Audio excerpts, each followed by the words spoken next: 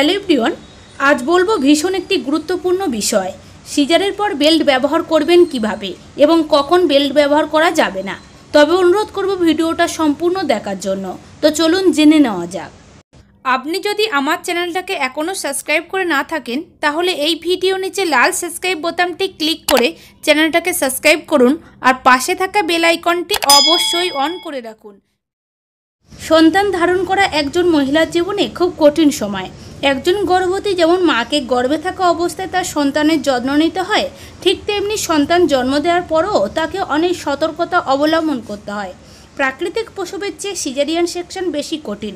গর্ভধারণের পর ওজন কমানো সহজ নয়, বিশেষ করে যদি আপনার সিজারিয়ান সেকশন হয়ে থাকে।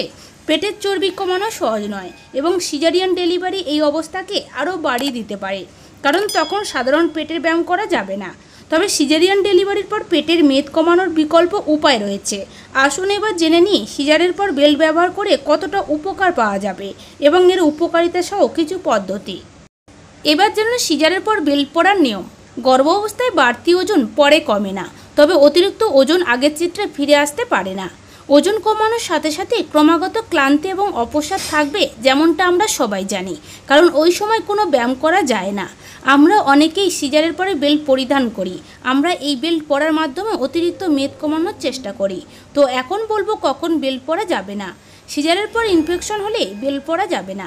অতিরিক্ত টাইট বেল্ট হার্নিয়া হতে পারে। এছাড়া গরমে বেশিক্ষণ বেল্ট ব্যবহার করলে ঘাম থেকে ইনফেকশন হতে পারে। প্রসবের সময় উচ্চ রক্তচাপের সমস্যা থাকলে বেল্ট ব্যবহার করা যাবে না। সিজারের পরে বেল্ট ব্যবহার করার সময় কয়েকটি বিষয় মাথায় রাখতে হবে। আপনাকে উপযুক্ত আকারের বেল্ট ব্যবহার করতে হবে।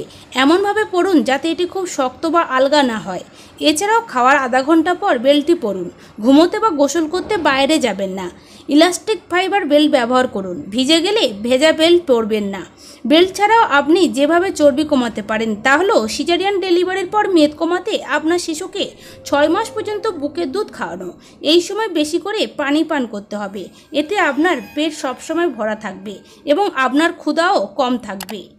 প্রসব হওয়ার কয়েক মাস পরে হালকা ব্যায়াম শুরু করা উচিত। এতে পেটে অতিরিক্ত মেদ জমতে পারবে না।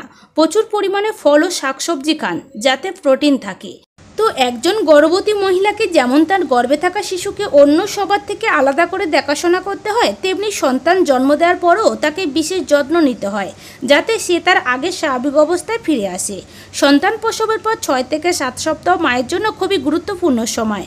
প্রসবোত্তর দিনগুলো মা এবং পরিবারের অন্যান্য সদস্যদের জন্য খুব চ্যালেঞ্জিং, বিশেষ করে যদি মায়ের সিজারিয়ান হয়।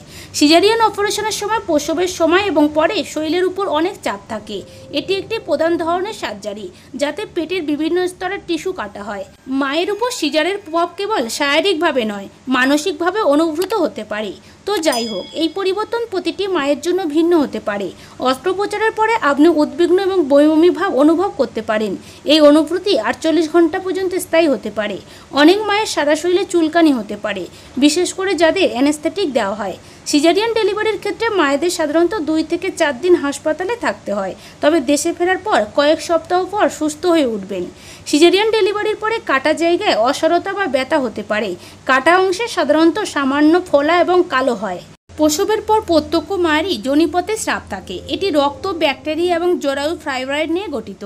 সিজারিয়ান ডেলিভারির পর প্রথম বা 2 দিন গ্যাসের সমস্যা হতে পারে। এই সময় মায়ের পরিপাকতন্ত্র স্লো হয়ে থাকে এবং বেশি গ্যাস উৎপন্ন হতে পারে। এই সময় হালকা হাঁটা আপনাকে আরাম দিতে পারে।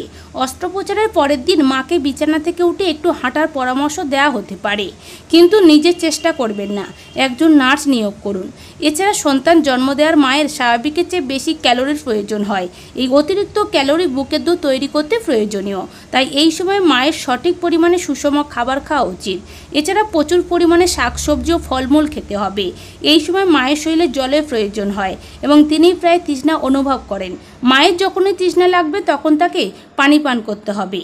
পানি পানের অনেক উপকারিতা রয়েছে, যেমন এই পানি মায়ের দুধের মাধ্যমে শিশুর পানির চাহিদা পূরণ করে। শিশুকে আলাদা করে পানি দেওয়ার দরকার নেই। পানি মায়ের শরীরকে প্রস্রাবের মাধ্যমে বিভিন্ন পদার্থ বের করতে সাহায্য করে, যা মূত্রনালীর সংক্রমণ, কোষ্ঠকাঠিন্য এবং রক্ত জমাট বাঁধার ঝুঁকি কমায়। সিজারের ক্ষেত্রে অবশ্যই ক্ষতস্থানের যত্ন নিতে হবে। প্রতিদিন হালকা গরম পানি দিয়ে ধুয়ে পরিষ্কার কাপড় দিয়ে শুকিয়ে নিন। যদি কাটা জায়গায় কাপড় দিয়ে ঘষে থাকেন তবে এটিতে একটি গজ প্যাড লাগাতে পারেন।